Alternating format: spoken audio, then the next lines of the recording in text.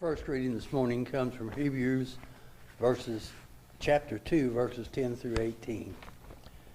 In bringing many sons and daughters to glory, it was fitting that God, through whom everything exists, should make the pioneer of their salvation perfect through what he suffered.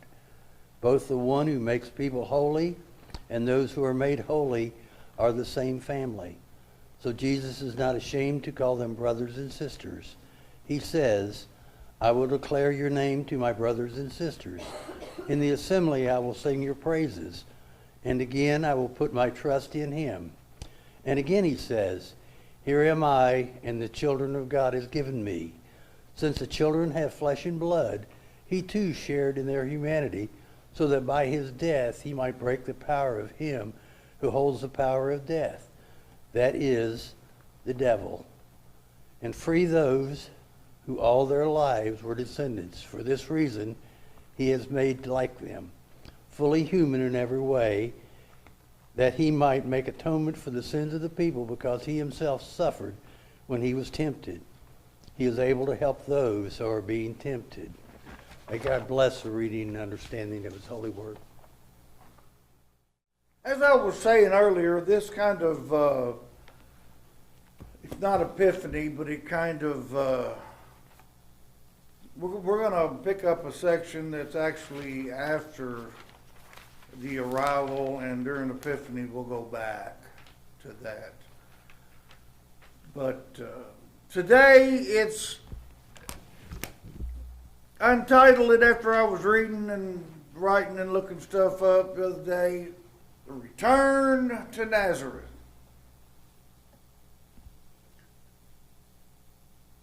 This picks up, it's Matthew 2, 13 through 23. This picks up when the Magi have been there and now tell Joseph that Herod is going to start doing this massacre of the innocents, and you need to go to Egypt. Okay.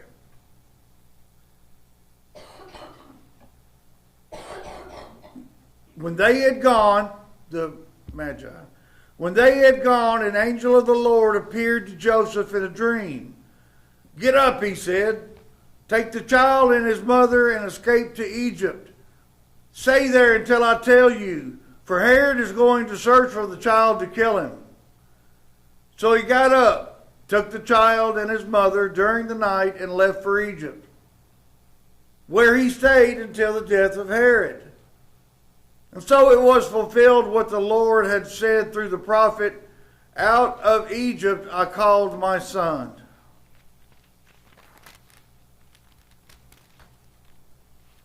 When Herod realized that he had been outwitted by the Magi, he was furious. He gave orders to kill all the boys in Bethlehem and its vicinity who were 2 years old and under, in accordance with the time he had learned from the Magi. Then what was said throughout the prophet Jeremiah was fulfilled. A voice heard in Ramah, weeping in great mourning, Rachel weeping for her children and refusing to be comforted, because they are no more. After Herod died, an angel of the Lord appeared in a dream to Joseph in Egypt and said, Get up. Take the child and his mother and go to the land of Israel, for those who are trying to take the child's life are dead. So he got up, took the child and his mother, went to the land of Israel. But when he heard that Archelaus was reigning in Judea in place of his father Herod, he was afraid to go there. Having been warned in a dream, he withdrew to the district of Galilee, and went and lived in a town called Nazareth. So was fulfilled what was said through the prophets, that he would be called a Nazarene. Now you've got 3 little sections here, and each one ends with, so fulfills the prophecy. This whole thing is fulfilling the prophecies of the Old Testament. Now, let's just look at the overall theme of needing to escape. Well, they were fleeing Herod, but, it really gives no timeline as to how long they were in Egypt. We don't know. It's one of those details that really doesn't matter. Because when they do come out of Egypt, Jesus is a little older, been through some life experiences in Egypt. And we all, at times, face this so-called escape. And there are a lot of reasons for an individual to want to escape. Some of the ones that I could think of immediately was like, and this is no put down. Don't get me wrong here. I'm not talking bad about anybody. Growing up in a small town can give you the need to escape. There's no work, or some place where it didn't have to be a small town. People moved out of Detroit when the industries went down. Seeking an education. That's one of the most important things an individual can do, in my opinion, is seeking and continuing and using their education. But usually you've got to go elsewhere to do that. Not always, but a lot of times do. And just absolute opportunities. Absolute opportunities. There was a migration from Appalachia when the car industry did open up, of people moving from all eastern Kentucky, just in hordes of them moving to Michigan and Chicago. And, it was a major thing. Because it was only, it's like the old saying, in Appalachia, you got three choices. Either,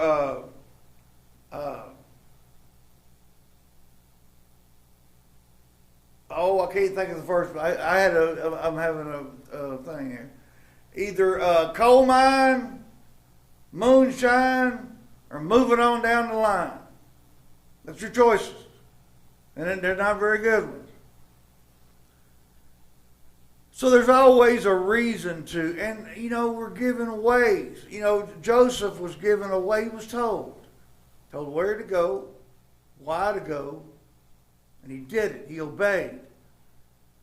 That's where we run into a lot of the problems when we do pray for guidance in a situation like, what am I going to do? A lot of times we don't listen to Jesus, and we just listen to ourselves, and quite often we are wrong. But there are ways to escape. I think the number one, from what I've seen, is the military. You get out of high school and you don't want to go to college, and there's no opportunity. You don't want to work at McDonald's. Nothing against working at McDonald's, but you don't want to do that. You're tired of working on the farm. You've been raised, I don't want to do this anymore. You join the military. You learn things. Going away to college. A lot of people have to go away to college. I mean, I grew up in Lexington, so I didn't have to go anywhere but, down the street. But to get a lot of what you want, you have to go to a college for a specific thing that you want. An apprenticeship. Now, that's something I did do. My father was a well-known, respected sheet metal worker and had, union guy, and just a genius at hanging ductwork and stuff. My brother and I both got into the apprenticeship. Well, it was good for him. It was not good for me. Still didn't fit right. But there's those things. There's Votech schools. People go and learn. I got a good friend of mine that teaches welding at Votech. He teaches people how to be welders. But you got to have a plan. right? You've got to have a plan. Joseph was given the plan, but where was this plan originally? The prophecies, the 3 prophecies that mentioned that this fulfills this prophecy. That's the game plan. Joseph was given instructions, but the game plan had been set down eons before. And those game plans, those prophecies is what's being fulfilled here in these ways.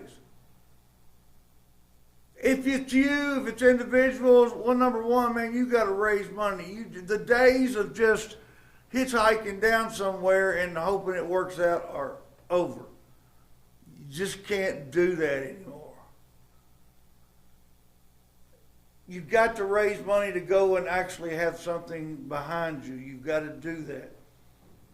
And like anything, you got to set goals. If you don't have set goals in life, then what are you doing? You're just treading water. That's no good. You got to go somewhere. You got to move. But here's the biggie about setting goals. And this is the one that took me a long time to learn. Pray for Jesus to guide you. I know I've got to do something. I don't know what it is. I know it's got to be something I've got to learn, I've got to do. I had gone back in my 40s. I finally went back to college.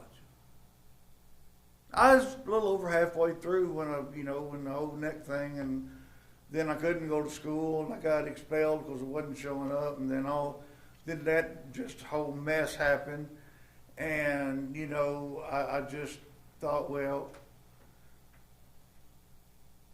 I'll stick out this semester and see what happens, and then I run into who became my wife on campus and ended up following her around like a dog for 3 months, all over campus, just. So you got to pray, but you got to be accepting and you got to implement it. You can't just pray and ask. There's got to be action. And then when you find Jesus during this whole thing, finding Jesus in many ways, that's going to mean that your life's going to take a different direction. You're going to have an unintended escape from a situation. In my case, I've lived, as far as going and being I've lived outside election twice in my life. Once was in Carlisle and the other one was here. Both times I accepted and prayed for and believed that this is where God wanted me to be. Too many things were happening all of a sudden for it not to have been. I mean, the coincidence of walking into Don Gillette's office to talk to him about it, and him on the phone with Shannon, that's more than a coincidence, people. It's how it all started. Now, we have to think. I want you all to just think, in what ways has Jesus, we've only known each other a few years now. What ways has Jesus affected the direction of your life?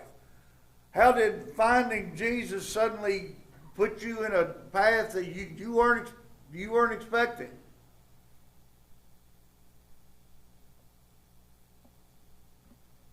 And there's a lot of people out there, if they haven't found Jesus, or if you feel like you, for some reason, have not yet made that complete connection,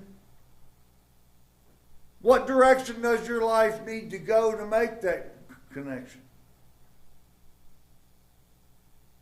My life went in a direction that I thought, in my feeble, weak human mind, I thought was the end of my world. Turns out that was what the direction change needed to do what I'm doing, to answer the call, to finally be here and do this and serve God and preach Jesus' pass along and preach his teachings and, help people. It took a devastating change in the road. And I'm sure a lot of y'all have faced that too. There again, what may seem at the time to be the end of the world may just very well be the beginning of your world.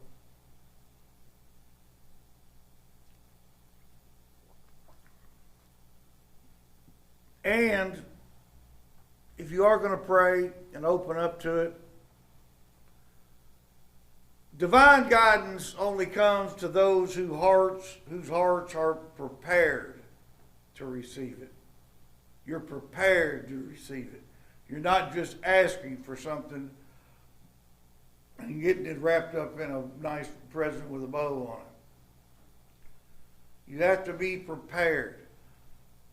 What changes are going to happen, I got to deal with it. What is it that God's telling me to do? I need to do what I need to do to get there, education-wise, whatever, opportunity-wise, whatever that may be. You have to take action.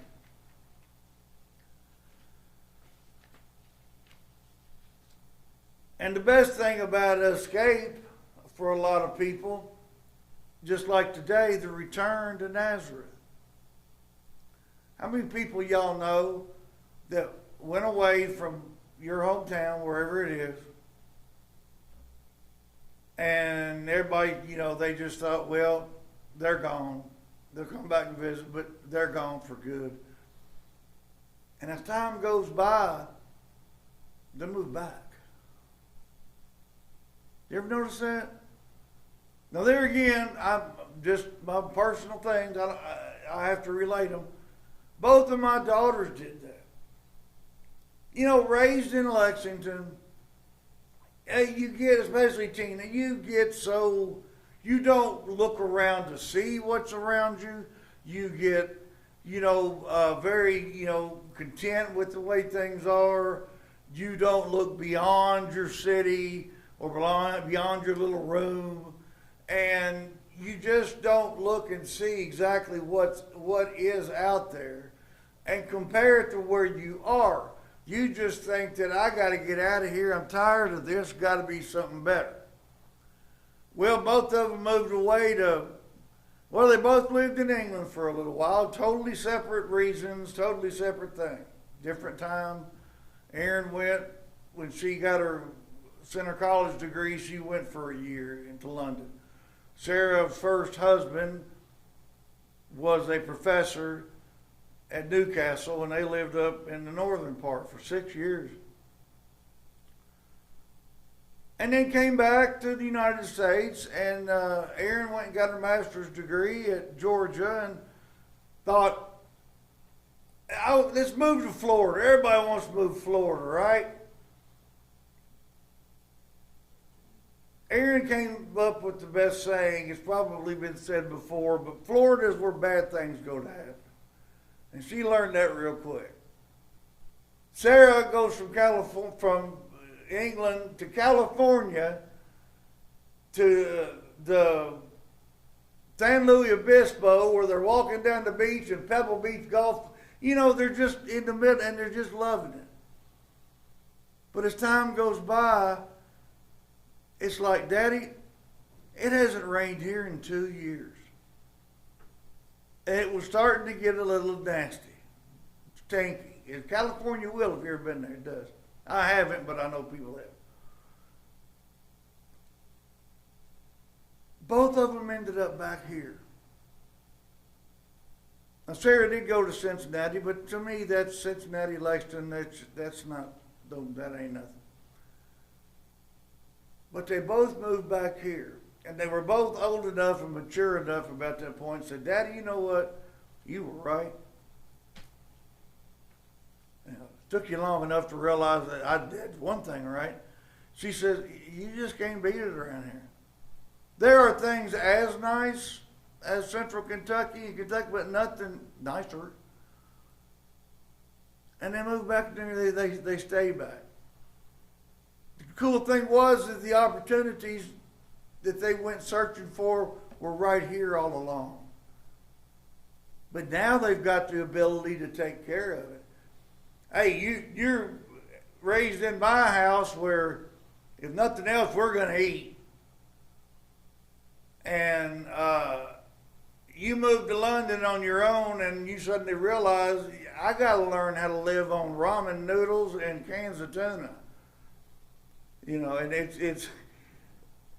changes. An adult comes back on that plane, let me tell you.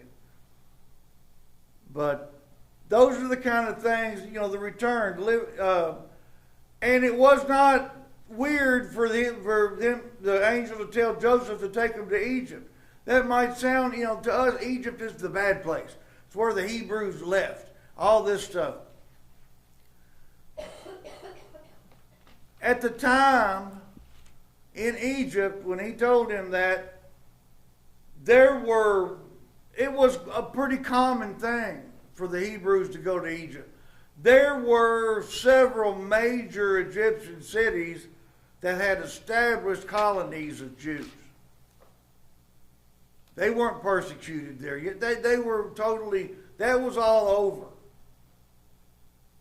Now, this also brings up a parallels between Jesus and Israeli history, which is the Old Testament, which is where the prophecies were that were fulfilled in there. Joseph took his family to Egypt. The Hebrews went to Egypt to escape famine. Herod killed the babies of Bethlehem. Pharaoh killed all the Hebrew boys. Jesus was baptized in the Jordan River. The Hebrews were saved through the Red Sea. Jesus spent 40 days in the wilderness. The Israelites wandered for 40 years in the wilderness. Every one of these events is an example of God working to save His people. To save His people. Not just the Hebrews, not just the Jews. His people are everyone. That's where this is going. We know that now. The Gentiles, the rest of the world, is included in that. But why Nazareth? Why Nazareth?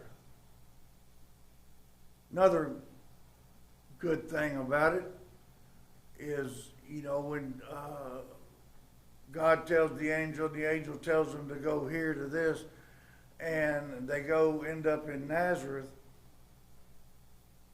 It's a really nice place. It's a hilly, somewhat green area of southern Galilee. And it's at the crossroads of the greatest caravan trade routes of that time. So that means constant contact with people from all over the world. Far from being isolated. News from around the world got there quicker to Nazareth than any other place in the world, even Rome. And the people of Nazareth had an attitude of independence that many of the other Jews actually despised.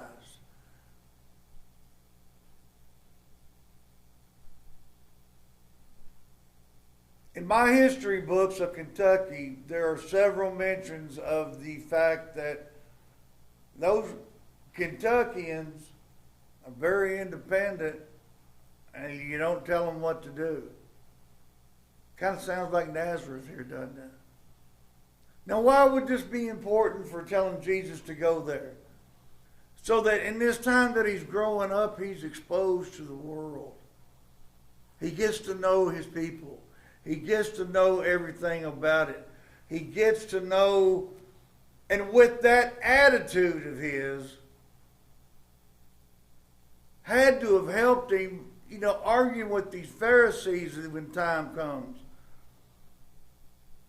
Jesus was a little arrogant. He had reason and all the right in the world to be a little arrogant about it. But he was loving. He wasn't boastful. He just knew he was right. Just knew he was right. So, escape to Nazareth. Getting back home. It's what we all do sometimes. But just remember, the lesson from this is prophecies are being fulfilled. Study your Old Testament. You'll see where they're coming up. And when they're fulfilled, when you're reading the New Testament, you'll go, aha! There's another one. Jesus' life parallels it all. Thank you, Lord, for this message. Amen.